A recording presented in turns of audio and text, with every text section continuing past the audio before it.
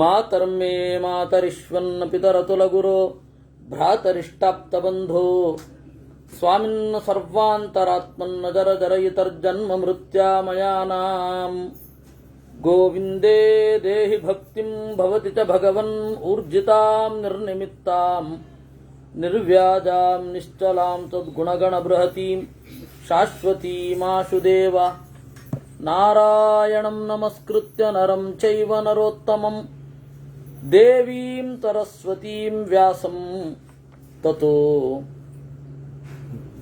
ಗ್ರಂಥಮುದೀರಯೇ ವಿಜಾನತಾಂ ಅವಿತ್ತಸ್ಯ ಮಧ್ವಸ್ಯ ಜಗತಿ ಗುರೋಃ ಪೂರ್ವಾಚಾರ್ಯಮಹಿಷ್ಠಾನಾಂ ಇಯಂ ಪ್ರಣತಿಮಾಲಿಕಾ ಪೂರ್ಣಜ್ಞಾನಾಯ ವಿದ್ಮಹೇ ಪೂರ್ಣಾನಂದಾಯ ಧೀಮಹಿ ತನ್ನೋ ವ್ಯಾಸ ಪ್ರಚೋದಯಾತ್ ಸೂಕ್ತಿರತ್ನಾಕರೇ ರಮ್ಯೇ ಮೂಲರಾಮಾಯಣಾರ್ಣವೇ ವಿಹರಂತೋ ಮಹೀಯಾಂಸಃ ಪ್ರೀಯಂತಾಂ ಗುರವೋ ಮಮ. ರಾಮ ಹಾಗೂ ಲಕ್ಷ್ಮಣರು ಮಾತನಾಡ್ತಾ ಇರುವಾಗ ಒಂದು ಬಾರಿ ಚವನರನ್ನ ಮುಂದೆ ಮಾಡಿಕೊಂಡು ಬಹಳ ಜನ ಋಷಿಗಳು ಬಂದಿದ್ರು. ಅವರನ್ನ ಒಳಗಡೆ ಕಳುಹಿಸುವಂದ ಒಳಗಡೆ ಬಂದರು. ಅವರು ಬಂದ ಮೇಲೆ ಎಲ್ಲ ಕುಶಲೋಪರಿ ಆಯಿತು. ಅವರು ಸಮರ್ಪಿಸಿದ ಹಣ್ಣು ಗೆಡ್ಡೆ ಮೊದಲಾದವುಗಳನ್ನು ಸ್ವೀಕರಿಸಿ ತೀರ್ಥೋದಕವನ್ನು ಸ್ವೀಕರಿಸಿ ಅವರನ್ನು ಆಸನದಲ್ಲಿ ಕುಳ್ಳಿರಿಸಿ ಏನು ಬೇಕು ನಿಮಗೆ ಅಂತ ಕೇಳಿದ್ರು. ರಾಮ ಕೇಳಿದ್ದಕ್ಕೆ ಅವರು ಹೇಳಿದ್ರು, ಬಹಳ ಜನ ಋಷಿಗಳು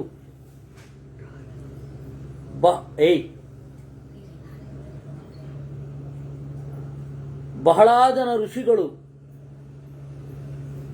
ನಾವು ಬಹಳ ಕಡೆ ಹೋಗಿದ್ದೇವೆ ರಾಜರ ಹತ್ತಿರ. ಬಹಳ ಜನ ರಾಜರು ಏನಾಗಬೇಕು ಅಂತ ಕೇಳಿ ಏನ್ ಮಾಡಿದ್ರು, ನಾವು ಹೇಳಿದ ಕೂಡಲೇ ನಮ್ಮ ಕೈಲಾಗಲ್ಲ ಅಂತ ಹೇಳಿ ಬಿಟ್ರು. ಅದರಿಂದ ನಾವು ಈಗ ಹೇಳುವ ಕೆಲಸವನ್ನ ನೀವು ಮಾಡಬೇಕು. ನಿನಗೆ ಸಾಮರ್ಥ್ಯ ಇದೆ. ಬಹವ ಪಾರ್ಥಿವಾರಾಜನ್ ಅತಿಕ್ರಾಂತ ಮಹಾಬಲಾಹ ಕಾರ್ಯಸ್ಯ ಗೌರವಂ ಮತ್ವಾ ಪ್ರತಿಜ್ಞಾಂ ನಾಭ್ಯರೋಚಯನ್. ನಿನ್ನ ಪ್ರತಿಜ್ಞೆ ಇದೆ. ಏನು? ಬ್ರಾಹ್ಮಣರು ಅಥವಾ ಜ್ಞಾನಿಗಳು ಏನಾರು ಬಂದು ಹೇಳಿದರೆ ಸಾಧ್ಯ ಆಗತ್ತಾ ಇಲ್ವಾ ಅಂತ ಕೇಳೋದೇ ಇಲ್ಲ. ನೀವು ಹೇಳಿ ನನಗಾದ್ರೆ ಮಾಡ್ತೇನೆ ಅಂತ ಹೇಳಿ ನೀನು ಹೇಳಲ್ಲ. ಯಾಕೆಂದ್ರೆ ನಿನಗಾಗತ್ತೆ ಅಂತ ನಿನಗೆ ಖಾತ್ರಿ ಇದೆ, ನಮಗೂ ಖಾತ್ರಿ ಇದೆ, ಹೇಳ್ತೇವೆ ಅಂತಂದ್ರು. ಅಲ್ಲಿಗೆ ನಿನ್ನೆಯ ಒಂದು ಚಿಂತನೆ ಮುಗಿದಿತ್ತು. ಬ್ರುವದ್ಭಿರೇವ ಋಷಿಭಿಃ ಕಾಕುತ್ಸ್ಥೋ ವಾಕ್ಯಮಬ್ರವೀತ್ ಕಿಂಕಾರ್ಯಂ ಬ್ರೂತ ಮುನಯೋ ಭಯಂ ತಾವದಪೈತುವಃ. ಈ ರೀತಿ ರಾಮ ಕೇಳಿಸಿಕೊಂಡು ಹೇಳಿದ, ನೀನು ಏನು ಕೇಳ್ತಿರೋ ಹೇಳಿ, ನಿಮ್ಮ ಭಯವನ್ನ ನಾವು ಪರಿಹಾರ ಮಾಡುತ್ತೇನೆ ಅಂತ. ಅದಕ್ಕೆ ಅವರು ಹೇಳಿದ್ರು, ಪೂರ್ವಂ ಕೃತಯುಗೇ ರಾಜನ್ ದೈತೆ ಯಸ್ಸು ಸುಮಹಾಮತಿ. ಬಹಳ ಕೃತಯುಗದಲ್ಲಿ ಬಹಳ ಹಿಂದೆ ಒಬ್ಬ ಇದ್ದ, ಮಧು ಅಂತ, ಲೋಲ ಅಂತನ್ನುವ ಒಬ್ಬ ಹೆಣ್ಣಿನ ಮಗ, ಲೋಲಾ ಪುತ್ರ. ಬ್ರಹ್ಮಣ್ಯಶ್ಚ ಶರಣ್ಯಶ್ಚ ಬುದ್ಧ್ಯಾಚ ಪರಿನಿಷ್ಠಿತಃ. ಅವನು ಬಹಳ ಒಳ್ಳೆಯವನಿದ್ದ, ಪ್ರಜ್ಞಾವಂತ, ಬುದ್ಧಿಯಿಂದ ಎಲ್ಲ ಚೆನ್ನಾಗಿದ್ದ. ದೇವತೆಗಳು ಕೂಡ ಅವನನ್ನು ಇಷ್ಟಪಡ್ತಾ ಇದ್ರು. ರುದ್ರದೇವರನ್ನ ಕುರಿತು ವರ ಕೇಳಿದ. ರುದ್ರದೇವರೇನು ಮಾಡಿದ್ರು, ವರವನ್ನು ಕೊಟ್ಟರು. ಪ್ರೀತ್ಯ ಪರಮಯಾ ಯುಕ್ತೋ ದಧಾಮ್ಯಾಯುಧಮುತ್ತಮಂ. ಅತ್ಯಂತ ಪ್ರೀತಿಯಿಂದ ಕೂಡಿದವ ರುದ್ರದೇವ ನಾನು ವರವನ್ನು ಕೊಡ್ತೇನೆ, ಶಸ್ತ್ರಗಳನ್ನು ಕೊಡ್ತೇನೆ ಎಂದ. ಯಾವತ್ ಸುರೈಶ್ಚ ವಿಪ್ರೈಶ್ಚ ನ ವಿರುದ್ಧೇರ್ಮಹಾಸುರ ತಾವಚ್ಛೂಲಂ ತವೇದಂ ಸ್ಯಾತ್ ಅನ್ಯಥಾ ನಾಶಮೇಷ್ಯತಿ. ನನ್ನ ಒಂದು ಶೂಲವನ್ನೇ ಕೊಡ್ತೇನೆ, ದೇವತೆಗಳಿಗೆ ಬ್ರಾಹ್ಮಣರಿಗೆ ನೀನು ವಿರೋಧ ಮಾಡಿದ ದಿವಸ ಆ ಶೂಲ ನನ್ನ ಹತ್ರ ಬರುತ್ತೆ, ವಿರೋಧ ಮಾಡಬಾರದು ಅಂತ ವರವನ್ನು ಕೊಟ್ಟ. ರುದ್ರದೇವರ ವರವನ್ನು ಪಡೆದ ಮೇಲೆ ಭಗವನ್ ಮಮ ವಂಶಸ್ಯ ಶೂರಮೇತದನುತ್ತಮಂ, ಆ ಮಧು ನಮಸ್ಕಾರ ಮಾಡಿ ಹೇಳಿದ, ನೋಡಿ ನೀವು ವರ ಏನೋ ಕೊಟ್ರಿ, ಈ ಆಯುಧ ನನಗೆ ಮಾತ್ರ ಅಲ್ಲ ನನ್ನ ಇಡೀ ವಂಶಕ್ಕೆ ಬರಬೇಕು. ರುದ್ರದೇವರು ಹೇಳಿದ್ರು ನೈತದೇವಂ ಭವಿಷ್ಯತಿ, ಇಲ್ಲಪ್ಪ ಆ ತರಹ ಆಗಲ್ಲ, ಯಾಕೆಂದ್ರೆ ಯಾರು ತಪಸ್ಸು ಮಾಡಿದರೋ ಅವ್ರಿಗೇನೆ ಫಲ ಸಿಗಬೇಕೇ ವಿನಃ ನಾನು ತಪಸ್ಸು ಮಾಡಿದೆ ನನ್ನ ಮಗನಿಗೆ ಸಿಗಲಿ ಅಂತಂದ್ರೆ ಇದು ನಾವು ಮಾನುಷ ಆಸ್ತಿ ಅಲ್ಲ. ಇದು ಮಾನುಷ ಆಸ್ತಿಯಲ್ಲಿ ಏನಾಗತ್ತೆ, ಮಾನುಷ ಧನದಲ್ಲಿ ಇದೊಂದು ಕ್ರಮ ಉಂಟು. ಏನು, ಒಬ್ಬ ಒಂದು ಹಣವನ್ನು ಮಾಡುತ್ತಾನೆ, ಆ ಹಣ ಮಗನಿಗೆ ಟ್ರಾನ್ಸ್ಫರ್ ಆಗತ್ತೆ. ತಂದೆಯ ಆಸ್ತಿ ಮಗನಿಗೆ ಟ್ರಾನ್ಸ್ಫರ್ ಆಗುವ ಹಾಗೆ ತಪಸ್ಸು ಟ್ರಾನ್ಸ್ಫರ್ ಆಗಲ್ಲ, ಅವನೇ ಮಾಡಬೇಕು. ಇದು ಶಾಸ್ತ್ರದ ನಿಯಮ. ಅದಕ್ಕಾಗಿ ನೋಡಿ, ತಂದೆ ವಿದ್ವಾಂಸ ಆದರೂ ಮಗ ವಿದ್ವಾಂಸ ಆಗಬೇಕು ಅಂತ ಇಲ್ಲ, ಅವನು ಪ್ರಯತ್ನ ಪಟ್ರೇನೆ ಅವನಿಗೆ ವೈದುಷ್ಯ ಸಿಗೋದು. ಇಲ್ಲ ಅಂದ್ರೆ ಸಂಸ್ಕೃತದಲ್ಲಿ ಒಂದು ತಮಾಷೆಯ ಮಾತಿದೆ, ಪಂಡಿತ ಪುತ್ರ ಅಂತ. ಪಂಡಿತನಿಗೆ ಪುತ್ರ ಮಾತ್ರ, ಪಂಡಿತ ಅಲ್ಲ ಅಂತ. ಅತ್ಯಂತ ದಡ್ಡನನ್ನ ಪಂಡಿತ ಪುತ್ರ ಅಂತ ಕರೀತಾರೆ. ಯಾಕೆ ಅಂದ್ರೆ ತಪಸ್ಸು ವೈದುಷ್ಯ ಇವುಗಳನ್ನ, ಅದು ವೈದುಷ್ಯನೂ ತಪಸ್ಸೆ ತಾನೆ, ಅವುಗಳನ್ನ ಪಡ್ಕೊಳ್ಬೇಕು ವಿನಃ ತಂದೆಯ ತಪಸ್ಸು ಮಗನಿಗೆ ಬಂದ್ಬಿಡತ್ತೆ ಅಂತ ಇಲ್ಲ, ಅದೆಲ್ಲ ಭೋಗಸ್ಸದು. ಆ ತರಹ ಯಾರಾದ್ರಿದ್ರೆ ಅದಕ್ಕಾಗಿಯೇ ತಮ್ಮ ವಂಶದ ಬಗ್ಗೆ ಪೊಳ್ಳು ಹೆಮ್ಮೆ ಇರಬಾರದು ಅನ್ನೋದು ಅದಕ್ಕಾಗಿಯೇ. ನಾವು ಇಂತಹ ವಂಶದವರು ಅಂತ ಡಂಗೂರ ಸಾರ್ಕೊಳ್ಳೋದ್ರಲ್ಲಿ ಏನು ಪ್ರಯೋಜನ? ನಮ್ಮ ಹಿಂದಿನವರು ಹಾಗಿದ್ರು ನಾವು ಹೀಗಿರಬೇಕು ಅಂತ ನಮಗಿರ್ಬೇಕೇ ವಿನಃ ಒಳಗಡೆಯಿಂದ ಡಂಗುರ ಸಾರಿಕೊಳ್ಳೋದು, ನಾವು ಹೆಮ್ಮೆಯನ್ನು ಮೆರೆಯೋದು, ಇದಕ್ಕೆ ಯಾವ ಅರ್ಥವೂ ಇಲ್ಲ. ಅದರಿಂದ ರುದ್ರದೇವರು ಹೇಳಿದ್ರು, ಇಲ್ಲಪ್ಪ ಶೂಲ ಒಬ್ಬನಿಗೆ ಸಿಗತ್ತೆ, ಅದನ್ನ ಅವನು ತಪಸ್ಸಿನಿಂದ ಮುಂದುವರಿಸ್ಕೊಳ್ಬೇಕಷ್ಟೇ ವಿನಃ ಬೇರೆ ಅಲ್ಲ. ಅದಕ್ಕೆ ಅವನು ಬೇಡಿಕೊಂಡ, ಮಾ ಭೂತೆ ವಿಫಲಾವಾಣಿ ಮತ್ಪ್ರಸಾದ ಕೃತಾ ಶುಭ ಭವತ ಪುತ್ರಮೇ ಕಂತು ಶೂಲಮೇ ತದ್ಭವಿಷ್ಯತಿ. ಇಲ್ಲ ರುದ್ರದೇವರೇ, ನನಗೆ ವರ ಕೊಡ್ತೀನಿ ಅಂತ ಹೇಳಿದಿರಾ, ನನ್ನ ಮಗನಿಗೂ ಬರಲಿ ಅಂತ ಶಿವನನ್ನ ಕೇಳಿದ.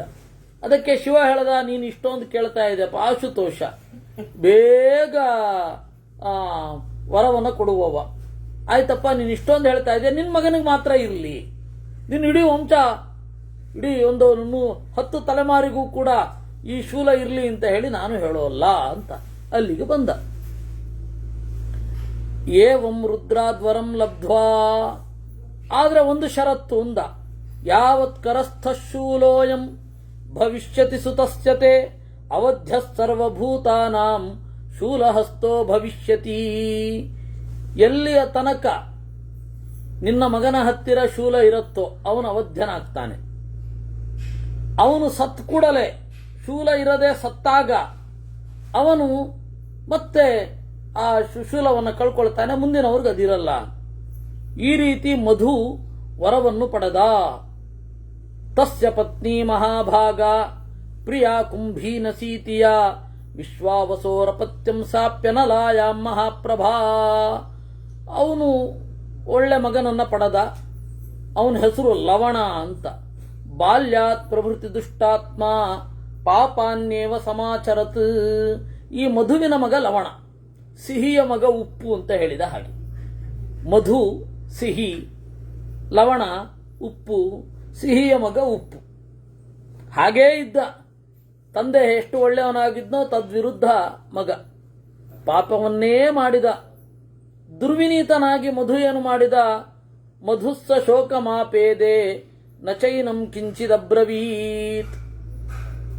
ಎಷ್ಟೆಲ್ಲ ಹೇಳಿದ ಏನು ಕೇಳಲಿಲ್ಲ.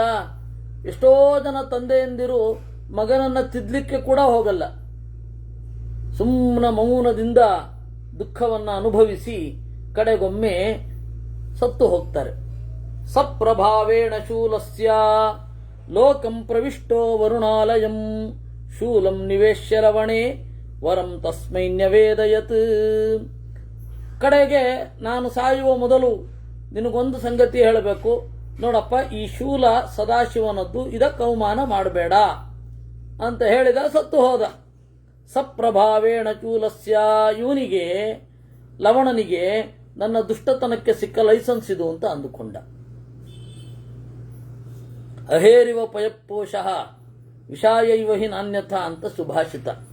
ಹಸು ಇದು ಹಾವು ಹಾಲು ಕುಡಿದ್ರೆ ಎಂತ ಆಗತ್ತೆ, ವಿಷ ಜಾಸ್ತಿ ಆಗತ್ತಷ್ಟೇ. ಆ ರೀತಿ ಇವನ ಕೈಯಲ್ಲಿ ಇದ್ದ ಶೂಲ ಏನಿದೆ ಅದು ಅವನ ದುಷ್ಟತನ ಜಾಸ್ತಿ ಆಗ್ಲಿಕ್ಕೆ ಶುರು ಆಯಿತು. ಸಂತಾಪಯತಿ ಲೋಕಾನ್ ಸ್ತ್ರೀನ್ ವಿಶೇಷೇಣ ಚ ತಾಪಸಾನ್. ವಿಶೇಷವಾಗಿ ತಾಪಸರನ್ನ, ತಪಸ್ವಿಗಳನ್ನು ಕಂಡ್ರೆ ಅವನ ದುಷ್ಟತನ ಗರಿಗೆದರಿ ಕಾಡಿಸುವ ಹಾಗಾಗ್ತಾ ಇತ್ತು. ಏವಂ ಪ್ರಭಾವೋ ಲವಣಃ ಶೂಲಂ ಚೈವ ತಥಾವಿಧಂ ಶ್ರುತ್ವಾ ಪ್ರಮಾಣಂ ಕಾಕುತ್ಸ್ಥ ತ್ವಂ ಹಿನ ಪರಮಾಗತಿ. ನಾವು ತಪಸ್ಸು ಮಾಡ್ಲಿಕ್ಕೆ ಬಿಡ್ತಾ ಇಲ್ಲ. ಅವನು ಲವಣನನ್ನ ಕೊಲ್ಲಬೇಕು. ಯಾರು ಕೊಲ್ಲಬೇಕು?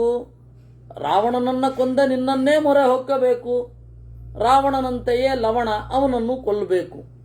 ಬಹವ ಪಾರ್ಥಿವಾರಾಮ ಭಯಾರ್ತೈ ಋಷಿಭಿಪುರ ಅಭಯಂ ಯಾಚಿತಾ ವೀರ ತ್ರಾತಾರಂ ನ ಚ ವಿದ್ಮಹೇ.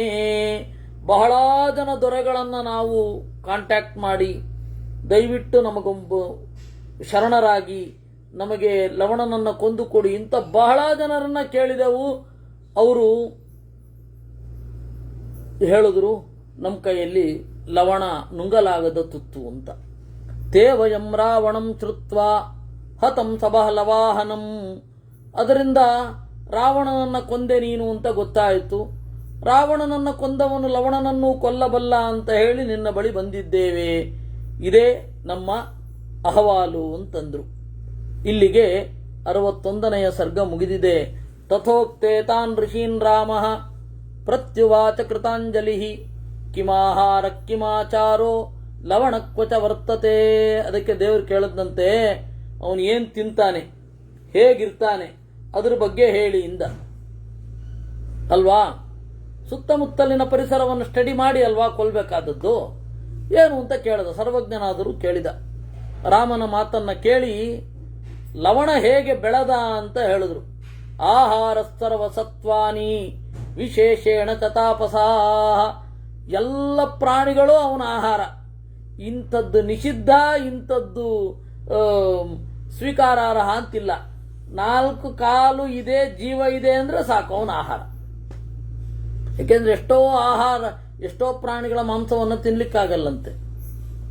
ಕತ್ತೆ ಆಯ್ತಾ, ಹುಲಿ, ಇವುಗಳೆಲ್ಲ ವಿಪರೀತ ಪರಮ ಉಪ್ಪಂತೆ. ನಮಗ್ ಗೊತ್ತಿಲ್ಲ, ಹೇಳ್ತಾರೆ. ಅದಕ್ಕೆ ಅದನ್ನೆಲ್ಲ ತಿನ್ಲಿಕ್ಕಾಗಲ್ಲ ಅಂತ. ಆಂಧ್ರ ಪ್ರದೇಶದವ್ರನ್ನ ಹೋಗಿ ಕೇಳಿದ್ರೆ ತೀರಾ ಅತ್ಯಂತ ಅಸಹ್ಯಕರವಾದ ಪದಾರ್ಥ ಏನಾದ್ರೂ ಕೆಟ್ಟದಾಗಾದ್ರೆ ಗಾಡಿದಿ ಮಾಂಸಂ ಅಂತಾರೆ. ಕತ್ತೆ ಮಾಂಸ ತರಹ ಇದೆ ಇದು ಅಂತ. ಗಾಡಿದಿ ಮಾಂಸಂಲಾಗ ಉಂದಿ ಅಂತಾರು. ಅಂದ್ರೆ ಅಷ್ಟು ಕೆಟ್ಟದು ಅಂತ. ಆ ತರಹದ್ದು ಎಷ್ಟೋ ಇರುತ್ತೆ. ಇವನಿಗದು ಯಾವುದೂ ನಿಷೇಧ ಇಲ್ಲ. 4 ಕಾಲಿದ್ದು ಜೀವ ಇದ್ರೆ ಸಾಕು. ಟೇಬಲ್ಲು ಕುರ್ಚಿ ಒಂದಾಗಲ್ಲ. ಯಾಕೆ ಅಂತಂದ್ರೆ ಅದಕ್ಕೆ ಜೀವ ಇಲ್ಲ, 4 ಕಾಲಿದೆ. ಹಾಗೆ ಆಹಾರ ಸರ್ವಸತ್ವಾನಿ ವಿಶೇಷೇಣ ಚ ತಾಪಸಾಹ.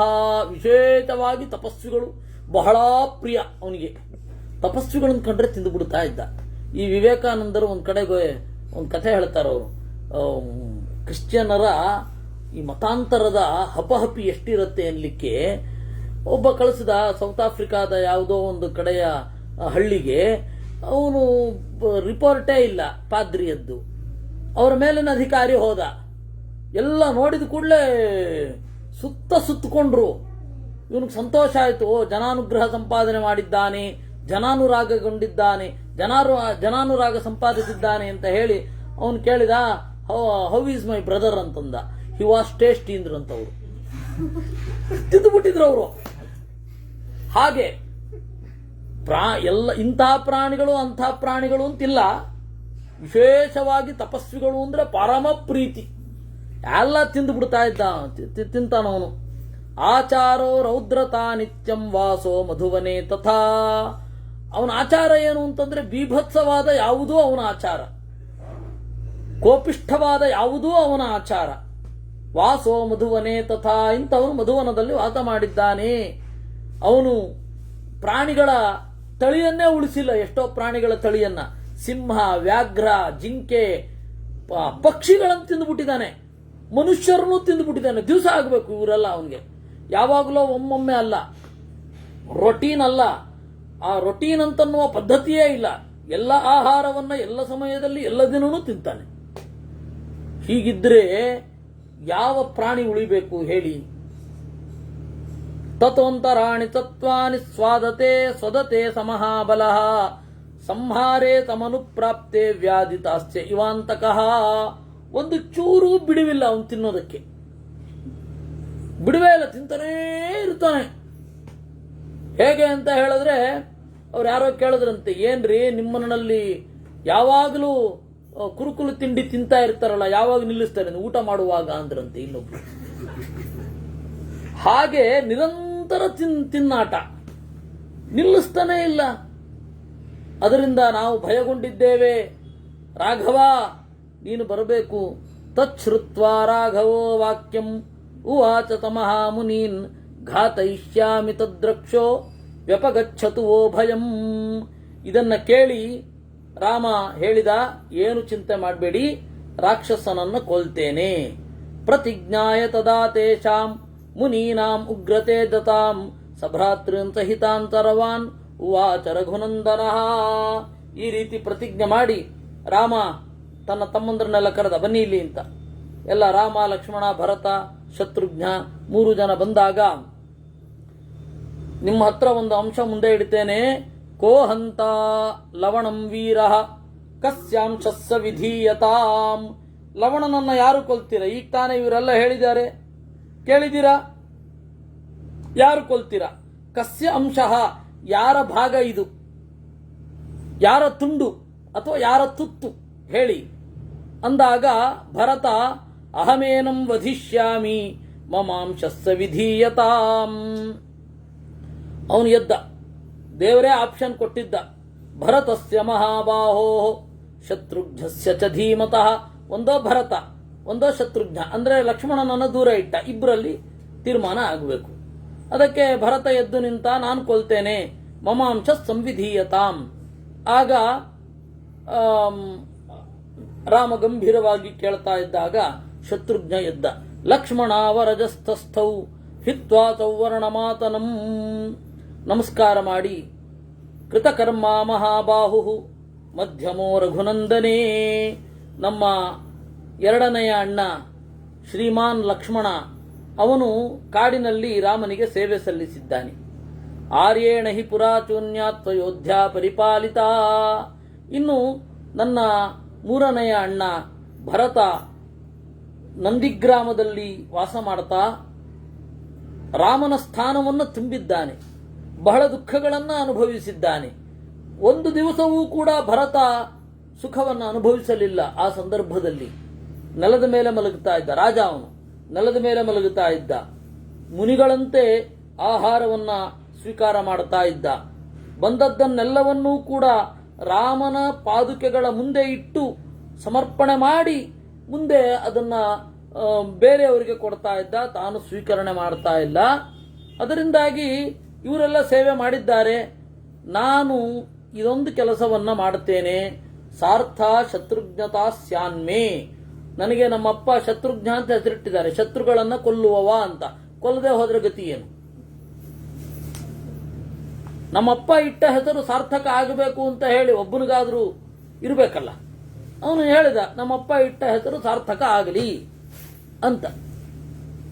ಅದರಿಂದ ರಾಮ ನೋಡಿದ, ಓಹ್ ಹಾಗೆ ಆಗಲಿ, ರಾಜ್ಯೇ ತ್ವಾಂ ಅಭಿಷೇಕ್ಷ್ಯಾಮಿ ಮಧುಸ್ತು ನಗರೇ ಶುಭೇ. ಇನ್ನು ಮಧುವನ ಅಲ್ಲ, ಅದು ಮಧುರ ಆಗಬೇಕು. ಇನ್ನು ಕಾಡು, ಅದು ಮುಂದೆ ನಾಡಾಗಬೇಕು. ನೀನೇ ಆ ನಾಡನ್ನು ಕಟ್ಟಬೇಕು. ನಿನಗೆ ರಾಜನಾಗಿ ಅಭಿಷೇಕ ಮಾಡ್ತಾ ಇದ್ದೇನೆ. ಶೂರಸ್ತ್ವಂ ಕೃತವಿದ್ಯಶ್ಚ ಸಮರ್ಥಶ್ಚ ನಿವೇಚನೆ ನಗರೇ ಯಮುನಾ ದುಷ್ಟಂ ತಥಾ ಜನಪದಾನ್ ಶುಭಾನ್. ಆ ಯಮುನಾ ತೀರದಲ್ಲಿ ನೀನೊಂದು ನಗರವನ್ನು ಕಟ್ಟಬೇಕು. ಆ ನಗರದಲ್ಲಿ ಬೇರೆ ಬೇರೆ ಹಳ್ಳಿಗಳನ್ನ ಚಂದ ಮಾಡಿ ಇಡಬೇಕು.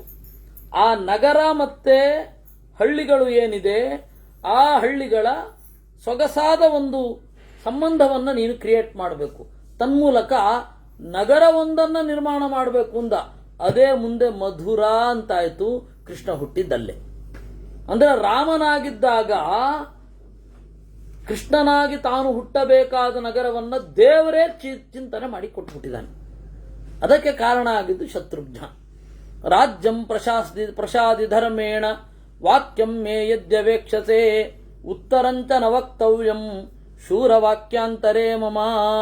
ರಾಜ್ಯವನ್ನ ಆಳು, ಇದಕ್ಕೆ ಪ್ರತಿ ನುಡಿಬಾರದು. ಇಲ್ಲ ನಾನು ರಾಜ್ಯ ಆಳಲ್ಲ ಇತ್ಯಾದಿಗಳೆಲ್ಲ ಇಲ್ಲ. ಇನ್ನೊಂದು ಮಾತಾಡಬಾರದು, ಹೋಗಬೇಕು. ವಸಿಷ್ಠ ಪ್ರಮುಖೈರ್ವಿಪ್ರೈಹಿ ವಿಧಿಮಂತ್ರ ಪುರಸ್ಕೃತಂ. ವಸಿಷ್ಠರೇ ಮೊದಲಾದವರು ಅಭಿಷೇಕದ ಎಲ್ಲ ಕೆಲಸವನ್ನ ವಿಧಿಯನ್ನ ಮಾಡಬೇಕು ಅಂತ ರಾಮ ಹೇಳಿದ ಅನ್ನುವಲ್ಲಿಗೆ 62ನೆಯ ಸರ್ಗ. ಇದು ರಾಮದೇವ್ರ ಸ್ಟೈಲು. ವಿಭೀಷಣನಿಗೆ ಮೊದಲೇ ಪಟ್ಟಾಭಿಷೇಕ ಮಾಡಿ ಕರ್ಕೊಂಡು ಹೋದ್ರು. ಇವನಿಗೂ ಅಷ್ಟೇ, ಶತ್ರುಘ್ನಿಗೆ ಮೊದಲೇ ರಾಜ್ಯಾಭಿಷೇಕ ಮಾಡಿ ಆಮೇಲೆ ಕಳಿಸಿದ್ರು. ಏನು ಇದು ರಾಮದೇವ್ರ ಸ್ಟೈಲ್. ಈ ತರಹ ಮಾಡ್ಲಿಕ್ಕೆ ಹೋದ ಜರಾಸಂಧ. ಅದನ್ನ ನಮ್ಮ ಹಳೆ ಮೈಸೂರು ಭಾಷೆಯಲ್ಲಿ ದೊಡ್ಡ ಕುದುರೆ ಚೇಷ್ಟೆ ಅಂತ ಕರೀತಾರೆ. ಅವ್ರು ಮಾಡ್ದ ಅಂತ ನಾವು ಮಾಡ್ಲಿಕ್ಕೆ ಹೋಗ್ಬಾರದು. ಕೆಲವೊಂದೆಲ್ಲ ಆಗಿರುತ್ತೆ. ನಾವು ಕನ್ನಡದ ಕನ್ನಡಿಯಲ್ಲಿ ಅಂತ ಹಾಕೋದು ಎಷ್ಟರ ಮಟ್ಟಿಗೆ ಸರಿ. ಅದು ದೊಡ್ಡ ಕುದುರೆ ಚೇಷ್ಟೆ. ಅದು ನಾವೆಲ್ಲ ಮಾಡಬಾರದು. ನಾವೊಂದು ಅನುವಾದ ಮಾಡ್ತೇವೆ ಅಂದ್ರೆ ಕನ್ನಡದ ಕನ್ನಡಿಯಲ್ಲಿ ಅಂತ ಹಾಕ್ಲಿಕ್ಕೆಲ್ಲ ಹೋಗ್ಬಾರದು. ಯಾಕಂದ್ರೆ ಅವ್ರು ಮಾಡೋದು ಅದು ಕರೆಕ್ಟ್. ಅದು ಮೊದಲು ಅವರ ಒಂದು ಹೊಳಹಿನಲ್ಲಿ ಬಂದದ್ದು. ಹಾಗೆ ಜರಾಸಂಧ ಮಾಡ್ಲಿಕ್ಕೆ ಹೋದ. ಕೃಷ್ಣನನ್ನ ಕೊಂದು, ಉಗ್ರಸೇನನನ್ನ ಕೊಂದು, ಆ ರಾಜ್ಯದಲ್ಲಿ ಕಂಸನ ಮಗನನ್ನ ಸ್ಥಾಪನೆ ಮಾಡ್ತೇನೆ ಅಂತ ಅಲ್ಲಿಯೇ ಮಗಧದಲ್ಲಿಯೇ ಕಂಸನ ಮಗನಿಗೆ ಅಭಿಷೇಕ ಮಾಡಿ ಕರ್ಕೊಂಡು ಬಂದ. ಯಾವ ರಾಜ ಕೂಡ ಆಗಲಿಲ್ಲ ಅವನು, ಕಂಸನ ಮಗ. ಅವನ ಹೆಸರು ಕೂಡ ಯಾರಿಗೂ ಗೊತ್ತಿಲ್ಲ. ಅದರಿಂದ ಇದನ್ನ ರಾಮದೇವರು ಮಾಡ್ಬೋದು, ಬೇರೆಯವರು ಮಾಡ್ಲಿಕ್ಕಾಗಲ್ಲ. ಮಾಸ್ತಿಯವರದೊಂದು ಮಾತಿದೆ, ರಾಮನಂತೆ ನಡೆ, ಕೃಷ್ಣ ನುಡಿದಂತೆ ನಡೆ, ರಾಮ ನಡೆದಂತೆ ನಡೆ ಅಂತ. ರಾಮ ನಡೆದಂತೆಯೂ ನಡಿಲಿಕ್ಕಾಗಲ್ಲ ರೀ, ಯಾವುದೂ ಆಗಲ್ಲ. ಧರ್ಮ ಏನಿದೆ ಅದರಂತೆ ನಡಿಬೇಕೇ ವಿನಃ ರೋಲ್ ಮಾಡಲ್ ಅನ್ನೋದೇ ಅಸಂಗತ ಅಲ್ವಾ ನಮ್ಮಲ್ಲಿ. ಏವ ಮುಕ್ತಸ್ತು ರಾಮೇಣ ಪರಾಂ ವ್ರೀಡಾಂ ಉಪಾಗಮತ್. ನಾಚಿಕೆ ಆಗೋಯ್ತು. ಅಧರ್ಮಂ ವಿದ್ಮಕಾಕುತ್ಸ್ಥ ಅಸ್ಮಿನ್ ಅರ್ಥೇ ನರೇಶ್ವರ. ಅಣ್ಣ, ಇನ್ ಈ ವಿಚಾರದಲ್ಲಿ ಅಧರ್ಮ ಮಾಡ್ತಾ ಇದ್ದಿ. ಕಥಂ ತಿಷ್ಠತ್ಸು ಜ್ಯೇಷ್ಠೇಶು ಕನೀಯಾನ್ ಅಭಿಚಿಚ್ಯತೆ. ಎಲ್ಲ ದೊಡ್ಡ ದೊಡ್ಡವರು ಇರಬೇಕಾದ್ರೆ ಚಿಕ್ಕವನಿಗೆ ಅಭಿಷೇಕ ಮಾಡೋದು ಎಷ್ಟರ ಮಟ್ಟಿಗೆ ಸರಿ? ಅವಶ್ಯಂ ಕರಣೀಯಂಚ. ನಿನ್ನ ಚಾತನವನ್ನು ಮಾಡ್ತೇನೆ, ಹೋಗ್ತೇನೆ, ಲವಣನನ್ನ ಕೊಲ್ತೇನೆ ನಿನ್ನ ಅನುಗ್ರಹ ಇದ್ರೆ. ಆದರೆ ರಾಜ್ಯಭಾರ ಬೇಡ. ಅದಕ್ಕೆ ದೇವರು ಹೇಳಿದ, ಇಲ್ಲ ಇಲ್ಲ, ನೀನು ಇದನ್ನ ಮಾಡಲೇಬೇಕು ಅಂತಂದ. ಉತ್ತರಂ ನಹಿ ವಕ್ತವ್ಯಂ ಜ್ಯೇಷ್ಠೇನಾಭಿಹಿತೇ ಪುನಃ. ಆಗಲಿ, ನೀನು ಹೇಳ್ತಾ ಇದ್ದೀ ಅಂದ್ರೆ ನಾನು ಮಾಡಬೇಕಾಗತ್ತೆ.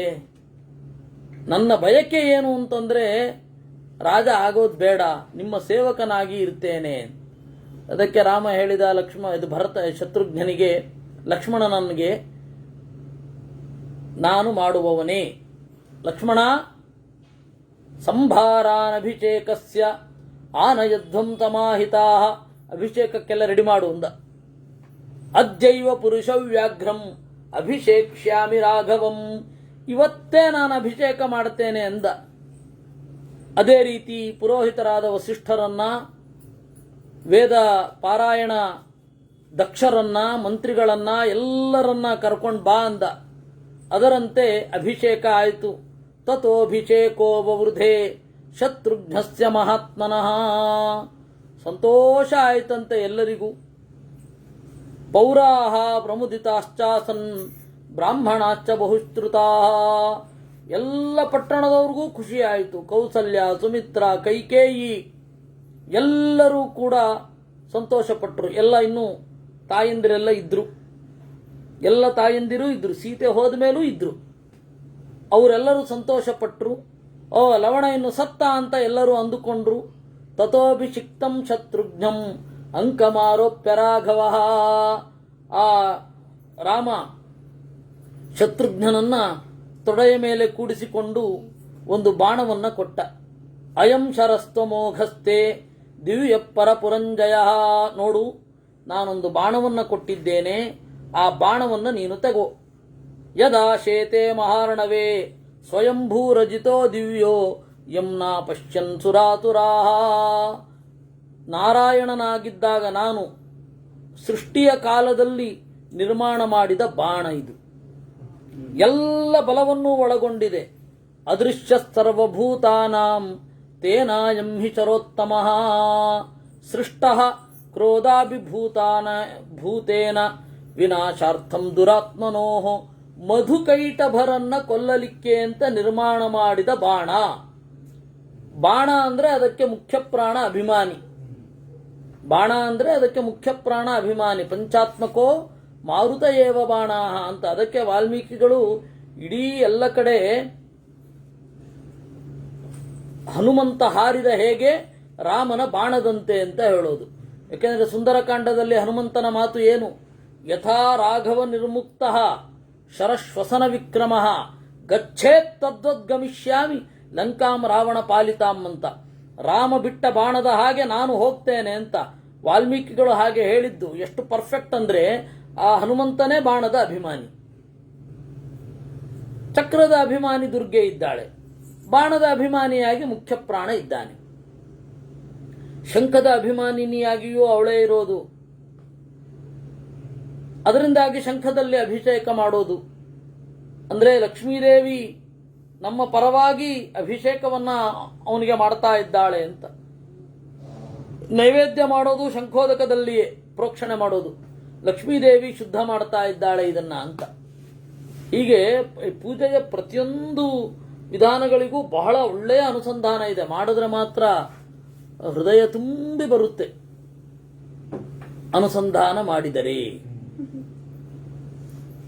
ಯಂ ಹತ್ವಾ ಜನಭೋಗಾರ್ಥೇ ಕೈಟಭಂ ಚ ಮಧುಂ ತಥಾ. ಆ ರಾಮ, ಆ ನಾರಾಯಣ ಸೃಷ್ಟಿ ಮಾಡಿದ್ದು ಅಂದ್ರೆ ನಾನು ಆ ಒಂದು ಬಾಣವನ್ನ ರಾಮಾವತಾರ ಕಾಲದಲ್ಲಿಯೂ ಇಟ್ಟುಕೊಂಡು ರಾವಣನ್ನ ಇದರಿಂದಲೇ ಕೊಂದೆ. ನಾಯಂ ಮಯಾ ಚರಪೂರ್ವಂ ರಾವಣಸ್ಯ ವಧಾರ್ಥಿನ ಮುಕ್ತ ಶತ್ರುಘ್ನ ಭೂತಾನಾಂ ಮಹಾನ್ ಹ್ರಾತೋ ಭವೇದಿತಿ. ಯಾವಾಗಲೋ ಈ ಬಾಣವನ್ನು ಪ್ರಯೋಗ ಮಾಡೋದಲ್ಲ, ದೊಡ್ಡ ಹ್ರಾಸ ಆಗಿಬಿಡತ್ತೆ. ಅದರಿಂದಾಗಿ ಅದನ್ನ ನೀನು ಬಳಸು, ಅದನ್ನು ಕೊಟ್ಟಿದ್ದೇನೆ. ಅವನನ್ನು ಕೊಂದು ಕೂಡಲೇ ನನ್ನ ಹತ್ರ ಬರುತ್ತೆ. ಆ ಬಾಣ ಮಧುವಿನ ಮಗ ಲವಣನನ್ನ ಕೊಂದ ಕೂಡಲೇ ನನ್ನ ಹತ್ರ ವಾಪಸ್ ಬರುತ್ತದು. ಇದನ್ನು ತಗೊಂಡು ಹೋಗು. ಆದ್ರೆ ಒಂದು, ಶಿವನ ಶೂಲ ಇರದಿರುವಾಗ ಅಟ್ಯಾಕ್ ಮಾಡು. ಶಿವನ ಶೂಲವನ್ನು ಯಾವಾಗಲೂ ಜೊತೆಲಿ ಇಟ್ಕೊಂಡಿರಲ್ಲ ಅವನು, ಮನೆಯಲ್ಲಿ ಪೂಜೆ ಮಾಡ್ತಾ ಇರ್ತಾನೆ. ಆಯ್ತಾ? ಸತ್ವಂ ಪುರುಷಚಾರ್ದೂಲ ತಮಾಯುಧ ವಿನಾಕೃತಂ ಅಪ್ರವಿಷ್ಟಂ ಪುರಂ ಪೂರ್ವಂ ದ್ವಾರಿತಿಷ್ಠ ಧೃತಾಯುಧ. ಇವ್ರು ಹೇಳೋದು ಕೇಳಿದ್ರೆ, ಚವನಾದಿಗಳು ಹೇಳೋದು ಕೇಳಿದ್ರೆ ವಿಪರೀತ ತಿಂಬಂಡಿ. ಯಾವಾಗಲೂ ಫುಡ್ ಸ್ಟ್ರೀಟ್ ಅಲ್ಲೇ ಇರ್ತಾನವನು.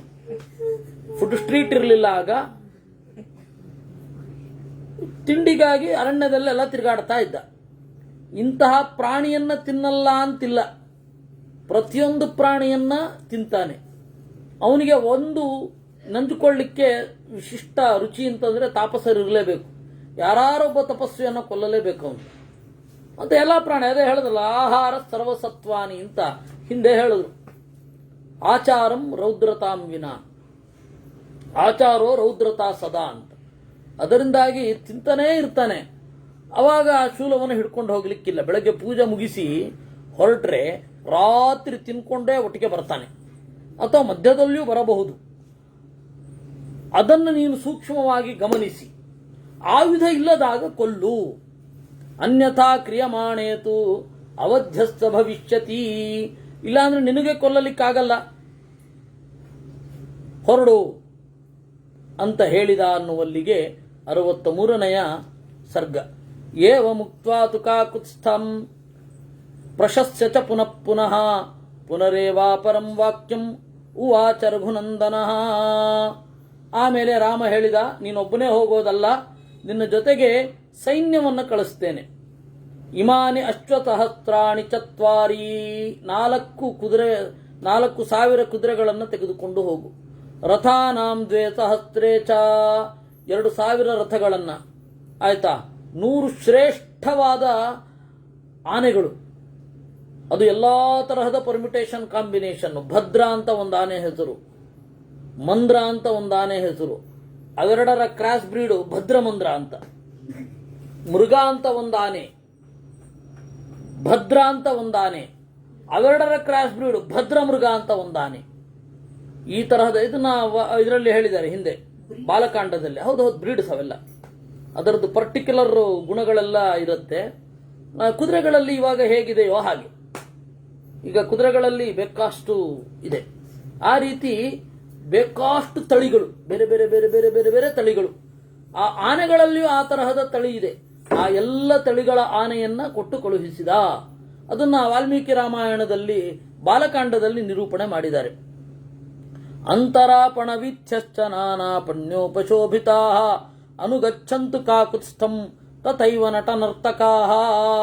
ಆಮೇಲೆ ಒಂದಿಷ್ಟು ಮಾರ್ಕೆಟಿನ ಒಂದು ಸೆಕ್ಟ್ ಹೋಗಲಿ ಜೊತೆಗೆ.